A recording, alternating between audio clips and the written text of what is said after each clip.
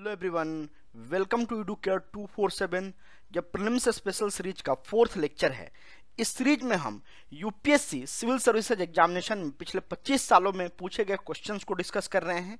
यह सीरीज आपको UPSC civil services examination और ईपीएफओ एग्जामिनेशन 2020 में काफ़ी हेल्प करेगा। हमने इंडियन पॉलिटी के सब्जेक्ट से स्टार्ट किया है और हम 4th लेक्चर में फंडामेंटल राइट्स को डिस्कस कर रहे हैं। इस सीरीज के माध्यम से आप इंडियन पॉलिटी का कॉन्सेप्ट आसानी से रिवाइज कर पाएंगे, बिकॉज पिछले 25 सालों में जो भी इंपॉर्टेंट सवाल पूछे गए हैं उन सब को हम इस सीरीज में लेकर के आ रहे हैं। यह आपके एग्जाम के लिए काफ़ी यूजफुल हो सकता है। एडुकेयर 247 ने यूपीएससी ईपीएफओ के लिए कॉम्प्रिहेंसिव कोर्स लॉन्च किया है। इस कोर्स में हम टॉपिक वाइज नोट्स प्रोवाइड करते हैं, इंपॉर्टेंट टॉपिक के वीडियोस प्रोवाइड करते हैं और टॉपिक वाइज आपको एमसीक्यूज प्रोवाइड किया जाएगा। आपके लिए लाइव डाउट सेशन भी लिया जाएगा, जहां आप आसानी से अपना डाउट क्लियर कर सकते हैं। अभी हमारे कोर्स पे डिस्काउंट चल रहा है लॉकडाउन के कारण। आप ईपीएफओ कोड यूज कर सकते हैं और आपको 1000 रुपीज का डिस्काउंट मिलेगा इस कोर्स पे। तो आपके कोर्स की फीस जो है वो 1999 हो जाएगी और आप इस कोर्स को हमारे वेबसाइट educare247.com पे विजिट करके सब्सक्राइब कर सकते हैं। फंडामेंटल राइट से हमारा पहला क्वेश्चन है, prohibition of discrimination on group of religion etc. Article 15 of the constitution of India is a fundamental right classifiable under. 1995 में यह क्वेश्चन पूछा गया था। इसके ऑप्शन है, option A the right to freedom of religion, option B the right against exploitation, option C the cultural and educational rights, option D the right to equality. अब इसमें आपको बी ऑप्शन तो छाट सकते हैं आप आसानी से। द राइट अगेंस्ट एक्सप्लॉयटेशन की इसमें कोई बात नहीं है, डिस्क्रिमिनेशन की बात की जा रही है। कल्चरल एंड एजुकेशनल राइट्स की भी कोई बात नहीं होगी। अगर आपको कंफ्यूजन होगा तो right to freedom of religion में होगा और राइट टू इक्वलिटी में होगा। लेकिन इसमें रिलीजन के बेसिस पर डिस्क्रिमिनेशन की बात की जा रही है, तो कहीं ना कहीं इक्वलिटी की बात की जा रही है। तो आपको सोचना पड़ेगा इन एंगल से, तभी जाकर के आप क्वेश्चन सॉल्व कर पाएंगे। तो ए ऑप्शन भी नहीं होगा, फिर इसका ऑप्शन होगा डी। तो आपसे आप ध्यान रखें, इस तरह से आप सोच करके अगर क्वेश्चन करेंगे तो काफी आसानी से हो जाएगा। आप चाहें तो इस वीडियो को पॉज करके आप हमारे कमेंट में आंसर भी कर सकते हैं, जैसा आपको अच्छा लगे उस हिसाब से आप कर सकते हैं। हम फंडामेंटल राइट्स को ब्रीफली समझते हैं। इसे कॉन्स्टिट्यूशन के पार्ट 3 में मेंशन किया गया है और इसके आर्टिकल हैं 12 to 35। पार्ट 3 को इंडिया का मैग्ना कार्टा कहा जाता है। मैग्ना कार्टा एक राइट्स का चार्टर था जिसे 13th सेंचुरी में इंग्लैंड के किंग ने रेबल ग्रुप के अगेंस्ट साइन किया था। उन्हें कुछ राइट्स दिए गए थे, तो उससे ये वर्ड आया है, इसे आप ध्यान रखें। ऐसे ऑब्जेक्टिव में सवाल आ सकता है कि मैग्ना कार्टा ऑफ इंडिया किसे कहा जाता है, तो पार्ट 3 ऑफ द कॉन्स्टिट्यूशन को। ये जो फंडामेंटल राइट्स है ये लोगों को राइट्स गारंटी करता है बिना किसी डिस्क्रिमिनेशन के, और ये भारत के सभी पर्सन को राइट्स देता है बिना किसी तरह का डिस्क्रिमिनेट किए हुए। ये अपहोल्ड करता है equality of all individuals, dignity of the individuals, और लार्जर स्टेट में बात करें तो यूनिटी ऑफ नेशन की बात करता है। ये फंडामेंटल राइट्स का जो मेन एम है वो पॉलिटिकल डेमोक्रेसी को प्रमोट करना है। साथ ही साथ यह जो राइट है यह स्टेट के अगेंस्ट है और यह इंडिविजुअल की लिबर्टी की राइट्स है। तो इसे आप ध्यान रखें, जो भी अथॉरिटेरियन रूल आता है उसके अगेंस्ट ये राइट्स होते हैं। तो ये काफी इंपॉर्टेंट है। संविधान में अभी 6 फंडामेंटल राइट्स हैं, जिसमें है right to equality 14 to article 18, right to freedom ये article 19 to 22, right against exploitation जो कि article 23rd and 24, right to freedom of religion 25 to 28, cultural and educational rights ये 29-30, right to constitutional remedies article 32। इन्हें आप ध्यान रखें, इस पर डायरेक्ट सवाल आ सकते हैं, डायरेक्ट पूछा जा सकता है कि कौन सा आर्टिकल किस राइट के अंदर आता है, तो उस हिसाब से ये काफी इंपॉर्टेंट हो जाता है। राइट टू इक्वलिटी जो आर्टिकल 14 से 18 तक है उसे देख लेते हैं। आर्टिकल 14 कहता है equality before law and equal protection of law. फिर आर्टिकल 15 है prohibition of discrimination on grounds of religion, race, caste, sex और प्लेस ऑफ बर्थ। आर्टिकल 16 है equality of opportunity in matter of public employment. Article 17 है abolition of untouchability and prohibition of its practice. Article 18 है abolition of title except military and academic. तो ये ध्यान रखें, direct इससे UPSC सवाल पूछ सकती है कि कौन से आर्टिकल के अंदर क्या आता है। आर्टिकल 15 है वह स्टेट को यह कहता है कि आप नागरिकों के बीच किसी तरह से डिस्क्रिमिनेशन नहीं करेंगे on the ground of religion, race, caste, sex और प्लेस ऑफ बर्थ, इनके बेसिस पे नागरिकों के बीच किसी तरह का कोई डिस्क्रिमिनेशन नहीं किया जाएगा। साथ ही साथ यह स्टेट को यह बताता है कि जो सिटीजन होंगे उनको आप किसी भी तरह से डिसेबल नहीं कर सकते हैं, उन्हें लायबल नहीं कर सकते हैं, उन्हें रिस्ट्रिक्ट नहीं कर सकते हैं इन 5 ग्राउंड पे: शॉप को एक्सेस करने के लिए, पब्लिक रेस्टोरेंट्स को एक्सेस करने के लिए, होटल को एक्सेस करने के लिए, पब्लिक इंटरटेनमेंट की प्लेसेज एक्सेस करने के लिए। साथ ही साथ जो वेल्स हैं, टैंक्स हैं, बाथिंग घाट्स हैं, वहां भी उन्हें नहीं रोका जा सकता है इन 5 चीजों के बेसिस पे। बट आर्टिकल 15 के कुछ एक्सेप्शन हैं, जैसे कि स्टेट महिलाओं और बच्चों के लिए अलग से कानून बना सकता है, उनको स्पेशल प्रिविलेज दे सकता है। साथ ही साथ जो बैकवर्ड क्लासेज हैं, शेड्यूल्ड ट्राइब्स हैं, शेड्यूल्ड कास्ट हैं, उनके लिए भी प्रोविजन बनाए जा सकते हैं अगर वो सर्विसेज में या कहीं एजुकेशनल इंस्टीट्यूशन में एडिक्वेटली रिप्रेजेंटेड नहीं है, तो उनके लिए स्पेशल प्रोविजन बनाए जा सकते हैं। ये आर्टिकल 15 का एक्सेप्शन है, इसे आप ध्यान रखिएगा, ऐसे सवाल आ सकते हैं। मैं आपको बार बार कहता हूं कि यूपीएससी अपना कॉन्सेप्ट रिपीट करता है। आप देखिए, अभी हमने राइट टू इक्वलिटी पढ़ा, ये 1995 में उस पर सवाल पूछा गया था, फिर यूपीएससी ने 2002 में एक सवाल रिपीट कर दिया राइट टू इक्वलिटी पे। क्वेश्चन है, in the Indian constitution the right to equality is granted by 5 articles, they are. ये 2002 में पूछा गया था। अब आप आसानी से बता सकते हैं कि कौन सा आर्टिकल होगा, अभी हमने डिस्कस भी किया, आर्टिकल 14 टू आर्टिकल 18। तो देख सकते हैं कि पुराने ईयर क्वेश्चंस रिवाइज करना कितना इंपॉर्टेंट है और उसके कॉन्सेप्ट को समझना भी कितना इंपॉर्टेंट है। हमारा नेक्स्ट क्वेश्चन है, match list 1 articles of the constitution of India with list 2 provision and select the correct answer using the codes given below the list। ये 2004 में पूछा गया था। अगर आप इसके लिस्ट 1 को देखें, आर्टिकल 14, आर्टिकल 15, आर्टिकल 16, आर्टिकल 17, ये राइट टू इक्वलिटी के आर्टिकल है, मतलब कि राइट टू आर्टिकल पे फिर यूपीएससी ने 2 साल बाद क्वेश्चन रिपीट कर दिया है। इसके प्रोविजंस को देखते हैं। 1 है, the state shall not discriminate against any citizen on ground only on religion, race, caste, sex, place of birth और एनी ऑफ द टर्म। अगर आपको याद हो तो ये किसकी बात की जा रही है? ये आर्टिकल 15 की बात की जा रही है, अभी हमने तुरंत डिस्कस किया है, तो ये हो जाएगा बी। उसके बाद आप देखें, the state shall not deny to any person equality before the law और the equal protection of the laws within the territory of India. ये हमने डिस्कस किया था अभी, आर्टिकल 14 है। फिर आता है, untouchability is abolished and it's practice in any of its forbidden. ये किसकी बात कर रहा है? यह है आर्टिकल 17, तो इसे आप ध्यान रखिए। फिर है आर्टिकल 16, जो एक बच गया। अब ये क्या कहता है? There shall be equality of opportunity for all citizen in matters relating to employment और appointment of any office under the state. तो बस अब एक ही बचा है, आर्टिकल 16। अब आप देख लीजिए कि आपके आंसर क्या होंगे। फर्स्ट का होना चाहिए आपको, बी का होना चाहिए 1, तो बी का सॉरी ए जो है आपका 14, इसका होना चाहिए 2, तो बस 2 बचा आपका ए में और 2 बचा सी में। तो आपके ऑप्शन बी एंड डी नहीं हो सकते हैं, तो इसको आप छाट सकते हैं। जो बी है, बी का होना चाहिए आपको आर्टिकल 15, हमने अभी कौन सा डिसाइड किया था? 1, तो ये होना चाहिए 1, तो ये भी फिर नहीं होगा आपका ए, इसको आप कट कर सकते हैं, तो आपका आंसर होता है फाइनली सी। तो इसे आप देख सकते हैं, अगर आपको सिर्फ 2 भी पता हो तो आप आसानी से इस सवाल को सॉल्व कर सकते हैं। अगर सिर्फ आपको आर्टिकल 14 और 15 पता हो, 16 और 17 में कंफ्यूजन हो, फिर भी आप इस क्वेश्चन को सॉल्व कर सकते हैं। तो ये है एलिमिनेशन टेक्निक, आपको एग्जाम में इसका यूज करना है, बिकॉज यूपीएससी के प्रीलिम्स में आपको 50% से ज्यादा क्वेश्चन आएंगे नहीं, आपको एलिमिनेशन की टेक्निक्स यूज करके आपको आंसर निकालने पड़ेंगे, मोस्ट अप्रोप्रिएट आंसर ढूंढने पड़ेंगे। तो ये सारे कुछ ट्रिक्स हैं, इसे आप ध्यान रखें। राइट टू इक्वलिटी के आर्टिकल को हम ब्रीफली देख लेते हैं।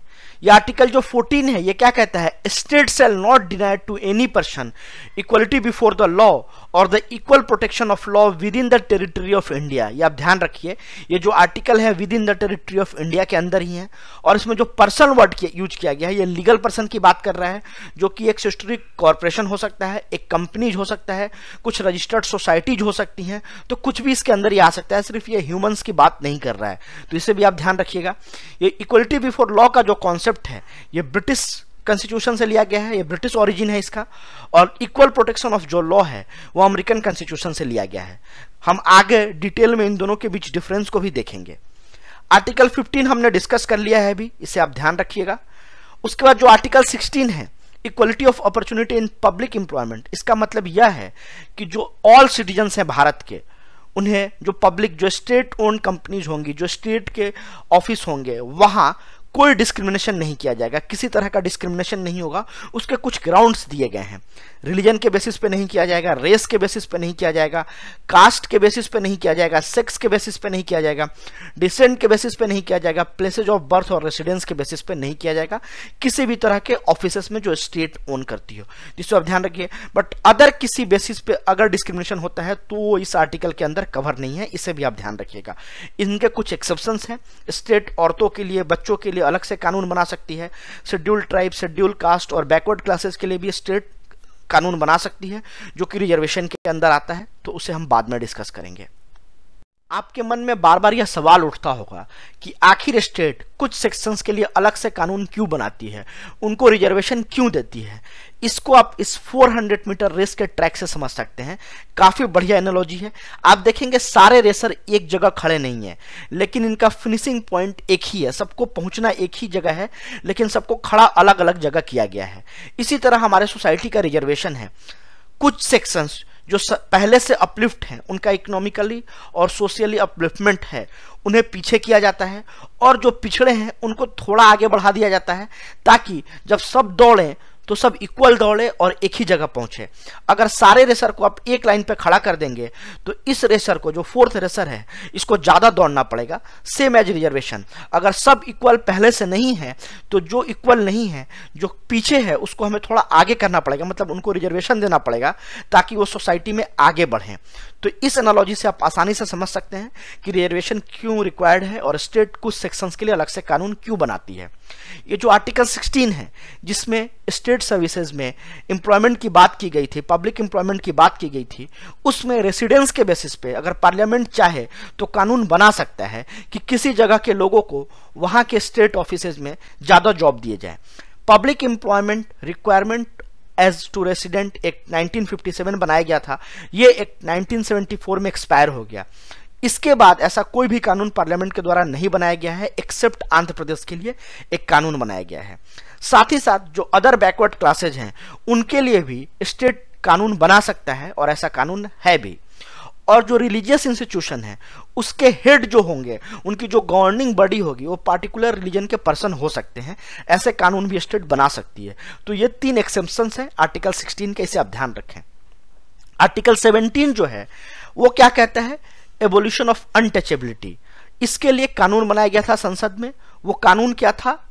अगर आपको याद हो तो अनटचेबिलिटी ऑफेंस एक्ट 1955।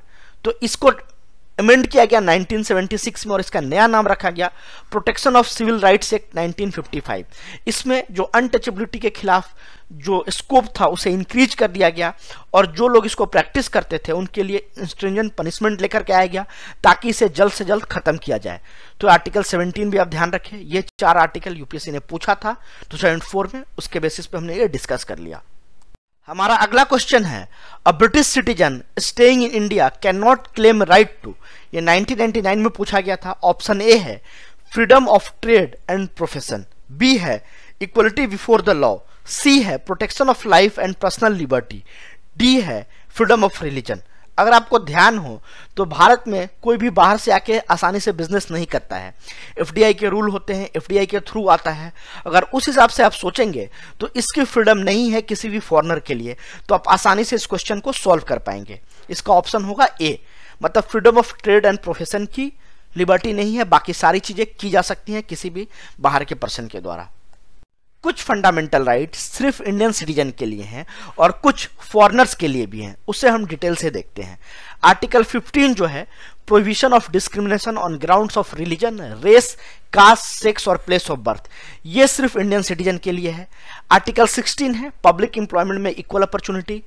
उसके अलावा जो आर्टिकल 19 है जिसमें 6 फंडामेंटल राइट्स हैं, उसे आप देखिए। स्पीच एंड एक्सप्रेशन का जो राइट है, कहीं भी असेंबल होने का राइट है बिना किसी आर्म्स के, एसोसिएशन बनाने का जो राइट है, मूवमेंट का जो राइट है इंडिया में, रेसिडेंस का राइट है, प्रोफेशन का राइट है। तो इन्हें आप ध्यान रखिए।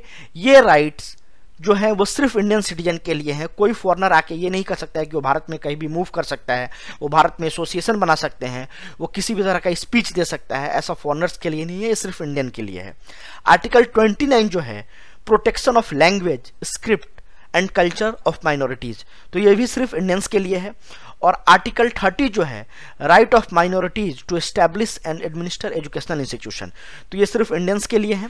बाकी के जो राइट्स हैं वो फॉरेनर्स और इंडियन दोनों के लिए हैं, एक्सेप्ट जो हमारे एनिमी एलियंस होंगे, जो हमारे एनिमी कंट्रीज के मेंबर होंगे, उनके लिए नहीं है। तो इसे आप ध्यान रखिए, यूपीएससी इस पे बार बार सवाल पूछती है कि कौन से राइट सिर्फ इंडियंस के लिए हैं और कौन इंडियंस और फॉरेनर्स दोनों के लिए हैं। हमारा अगला क्वेश्चन है which of the following are invested by the right against exploitation in constitution of India, ये 2017 में पूछा गया था। स्टेटमेंट 1 है prohibition of traffic in human beings and forced labour, option B है evolution of untouchability, option C है protection of interest of minorities और option D है prohibition of employment of children in factories and mine. अगर आप देखें तो right against exploitation की बात की जा रही है, अनटचेबिलिटी भी एक्सप्लॉयटेशन है लेकिन वो अलग से डिफाइन है, वो इक्वलिटी के अंदर डिफाइन है, हमने उसको भी डिस्कस किया है। और ये जो माइनॉरिटीज का राइट है ये अलग है। तो आपके ऑप्शन बचते हैं prohibition of traffic in human beings and forced labour और ऑप्शन 4 है prohibition of employment of children in factories and mines. अगर आपको ये पता हो कि अनटचेबिलिटी आर्टिकल 14 है और ये राइट टू इक्वलिटी के अंदर आता है, तो आप इस ऑप्शन को कट कर सकते हैं, इस ऑप्शन को कट कर सकते हैं और इस ऑप्शन को कट कर सकते हैं और सिर्फ आपके पास एक ऑप्शन बचेगा सी। तो आप देखिए, सिर्फ अगर आपको एक पता हो, अगर बात ही नहीं पता हो, तब भी सवाल को आप सॉल्व कर सकते हैं एलिमिनेशन टेक्निक्स का यूज करके। आपके ऑप्शन है सी। आर्टिकल 23 को समझते हैं। इस आर्टिकल के माध्यम से किसी भी तरह की ह्यूमन ट्रैफिकिंग प्रोहिबिट की गई है, वो फोर्स्ड लेबर के फॉर्म में हो या बेगर के फॉर्म में हो, किसी भी तरह की ट्रैफिकिंग अलाउ नहीं है। अगर ऐसा कोई करता है तो उसे लॉ के अकॉर्डिंग पनिश किया जाएगा और यह राइट सिटीजन और नॉन सिटीजन दोनों के लिए अवेलेबल है। साथ ही साथ यह सिर्फ स्टेट के अगेंस्ट राइट नहीं है, प्राइवेट इंडिविजुअल के अगेंस्ट भी यह राइट है। अगर प्राइवेट इंडिविजुअल भी ऐसा करता है तो उसके अगेंस्ट भी इस राइट का यूज किया जा सकता है। इसके कुछ एक्सेप्शंस हैं। स्टेट को यह राइट दिया गया है कि वो अपने नागरिकों पे कुछ कंपलसरी सर्विसेज इंपोज कर सकता है, जैसे जरूरत पड़ने पे मिलिट्री सर्विसेज इंपोज कर सकता है, सोशल सर्विसेज इंपोज कर सकता है, तो इसे आप ध्यान रखें। लेकिन स्टेट ऐसा करते हुए डिस्क्रिमिनेट नहीं करेगा लोगों को on the ground of religion, race, caste और क्लास, तो इसे आप ध्यान रखिएगा, काफी इंपॉर्टेंट है। आर्टिकल 24 को समझते हैं। इसमें जो बच्चे हैं 14 साल से कम एज के, उन्हें जो हजार्डस एक्टिविटीज है जैसे कंस्ट्रक्शन, माइन, फैक्ट्रीज, यहां काम करने से रोका जाएगा। लेकिन इस आर्टिकल में यह नहीं कहा गया है कि हार्मलेस प्लेसेस पे इससे कम उम्र के बच्चों को काम नहीं करने दिया जाएगा।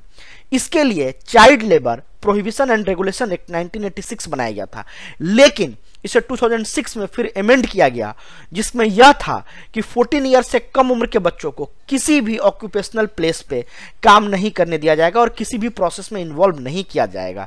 तो इसका काफी इंपॉर्टेंस है।